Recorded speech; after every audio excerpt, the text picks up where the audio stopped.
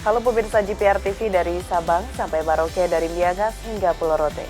Bertemu lagi bersama saya Muna Azari Disak dalam program Kominfo Newsroom.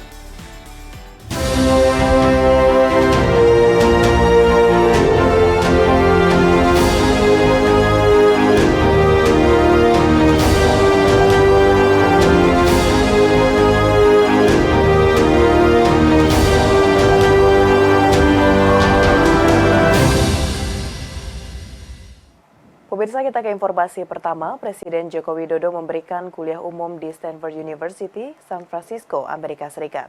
Presiden membahas perubahan iklim dan tantangan dalam menjalankan transisi energi. Dalam kunjungan kerjanya di San Francisco, Amerika Serikat, Presiden Joko Widodo melakukan sejumlah rangkaian kegiatan, mulai dari menghadiri konferensi tingkat tinggi APEC hingga mengisi kuliah umum di Stanford University. Di hadapan mahasiswa dan akademisi Stanford University, Presiden Joko Widodo menyampaikan sejumlah hal, salah satunya dalam menghadapi perubahan iklim.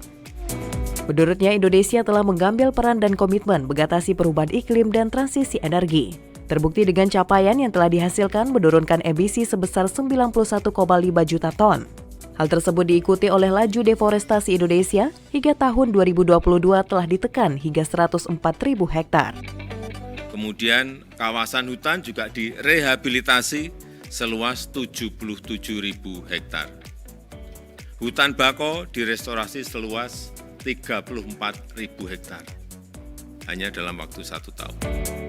Meski demikian, Presiden menilai pendanaan dan transfer teknologi menjadi tantangan besar karena dibutuhkan investasi yang lebih besar serta transfer teknologi dan kolaborasi.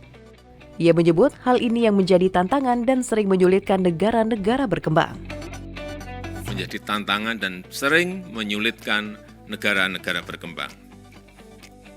Karena itu Indonesia ingin memastikan bahwa transisi energi juga menghasilkan energi yang bisa terjangkau oleh rakyat, bisa terjangkau oleh masyarakat.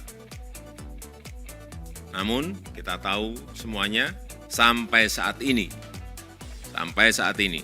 yang namanya pendanaan iklim masih business as usual. Masih seperti commercial banks. Padahal seharusnya lebih konstruktif, bukan dalam bentuk hutang yang hanya akan menambah beban negara-negara miskin maupun negara-negara berkembang. Presiden Joko Widodo ketika berbicara pada acara ABAK ASEAN Caucus Day menyampaikan ada 3 bidang penting yang dapat menjadi fokus pada ASEAN Caucus. Adapun 3 poin tersebut yakni percepatan transisi energi, pencapaian netralitas karbon, dan pembayaran digital lintas negara.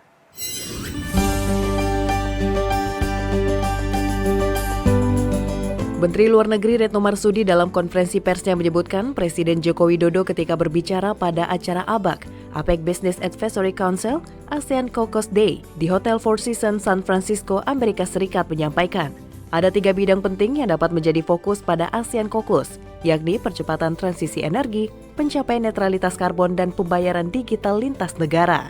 Terkait dengan percepatan transisi energi, ASEAN telah sepakat untuk menjadi Global Hub Industri Kendaraan Listrik. Transisi energi membutuhkan dukungan investasi dan juga teknologi. Poin kedua yakni percepatan netralitas karbon. Perekonomian harus tetap berkembang seiring dengan komitmen ASEAN untuk turut menjaga lingkungan. Presiden Jokowi menyebutkan ASEAN telah menyepakati strategi for carbon neutrality dan Indonesia juga telah menargetkan net zero emission pada tahun 2060. Oleh karena itu, untuk mencapai tujuan tersebut dibutuhkan kerjasama yang konkret di sektor pemerintah dan bisnis yang dapat dijembatani oleh ASEAN Caucus. Terakhir, ASEAN Caucus diharapkan memiliki peran penting dalam mendukung komitmen ASEAN untuk mempercepat implementasi pembayaran digital batas melalui kerjasama lembaga-lembaga keuangan. Terbentuknya ASEAN Caucus sendiri diinisiasi oleh Indonesia selama keketuaan Indonesia di ASEAN, yang bertujuan agar negara-negara di kawasan ASEAN lebih solid, terutama dalam kerjasama ekonomi Asia Pasifik atau APEC. Di dalam pertemuan tadi, Bapak Presiden tentunya menyambut baik didirikannya Caucus ini, dan Bapak Presiden menyampaikan ada 3 bidang yang penting untuk difokuskan. Yang pertama adalah percepatan transisi energi, yang kedua adalah pencapaian netralitas karbon, dan yang ketiga adalah pembayaran digital lintas negara. Nah, di akhir pertemuan Bapak Presiden menyampaikan kepada seluruh anggota untuk terus bersinergi dan berkolaborasi untuk menjaga kepentingan ASEAN di APEC dan mendukung terwujudnya ASEAN sebagai pusat pertumbuhan dunia. Dan ini sejalan dengan salah satu subtema dari keketuaan Indonesia di ASEAN, yaitu ASEAN as an epicentrum of growth. Kita ke informasi lainnya pemirsa, Menteri Pertahanan Prabowo Subianto mengajak para rekanannya untuk menaruh perhatian terhadap konflik di Gaza dan membantu Palestina. Hal ini disampaikan pada saat membuka ASEAN Defense Minister Meeting Plus di Jakarta. Menteri Pertahanan Indonesia Prabowo Subianto membuka pertemuan Menteri Pertahanan ASEAN Defense Minister Meeting Plus di Jakarta pada Kamis 16 November 2023. ADMM ini melibatkan Menhan se-ASEAN dan Menhan perwakilan dari 8 negara mitra ASEAN, termasuk Menteri Pertahanan Amerika Serikat Lloyd J. Austin, Menteri Industri Pertahanan Australia Pat Conroy, Wakil Kepala Staf Gabungan Komisi Militer Pusat Cina Marsekal Madyajing Jinfeng, hingga Wakil Menhan Rusia Kolonel Jenderal atau Letnan Jenderal Alexander Fomin.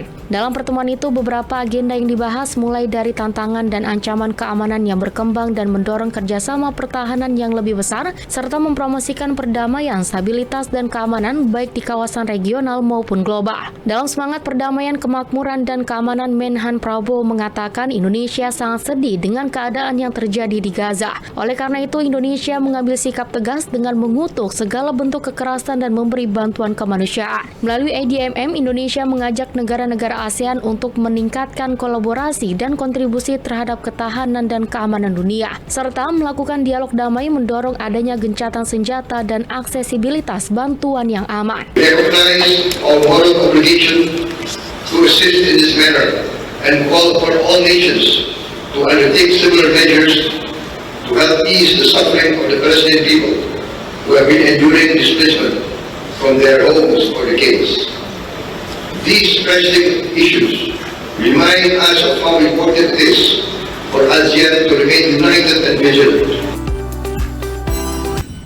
Direktur Utama PT Garuda Indonesia Irfan Setiaputra mengungkapkan komponen biaya penyelenggaraan ibadah haji 1445 Hijriah untuk maskapai penerbangan berpotensi naik 4,7% jika dibandingkan tahun ini. Dirut Garuda Indonesia memastikan tidak ada perubahan sama sekali untuk harga tiket pesawat Garuda Indonesia untuk keberangkatan haji, kecuali asumsi nilai tukar atau kurs rupiah yang naik menjadi Rp16.000 per dolar Amerika Serikat. Direktur Utama Garuda Indonesia Irfan Setiaputra mengatakan hitung-hitungan biaya yang dibutuhkan untuk angkutan ibadah haji 2024 terdapat kemungkinan naik 4,7% dari sebelumnya. Angka ini masih mengacu pada asumsi pergeseran harga dari sejumlah komponen pembentuk harga, utamanya terkait kurs atau nilai tukar rupiah terhadap dolar Amerika Serikat. Dengan asumsi nilai tukar rupiah berada di Rp16.000 per dolar Amerika Serikat. Dalam rapat panja biaya penyelenggaraan ibadah Komisi 7 DPR RI, Direktur Utama Garuda Indonesia memaparkan, selain kurs, yang paling mempengaruhi tarif pesawat adalah biaya bahan bakar aftur untuk kebutuhan pesawat. Garuda Indonesia akan mempertahankan estimasi harga aftur sebesar 93 sen per liter, seperti keberangkatan haji tahun 2023. Meski demikian, Dirut Garuda Indonesia Irfan tetap membuka kemungkinan jika nantinya kurs yang diputuskan untuk penetapan biaya haji 2024 bisa berubah atau bahkan turun. Ia menegaskan kembali kalau kurs Rp16.000 per dolar Amerika Serikat adalah asumsi sementara. Dengan asumsi harga fuel 93 sen dan kurs 15.150. Memang bila kita menggunakan kurs 16.000 akan terjadi peningkatan 4,7% dibandingkan harga per jamaah tahun lalu. Ini masih sementara, kami masih menunggu kalau pakai 16.000, Pak. Kalau pakai 16.000 itu artinya begitu nanti ini turun, tentu saja komponennya semuanya akan kita rubah. Pemirsa, usai jeda pariwara, kami akan kembali dengan informasi lainnya. Tetaplah bersama Kominfo Newsroom.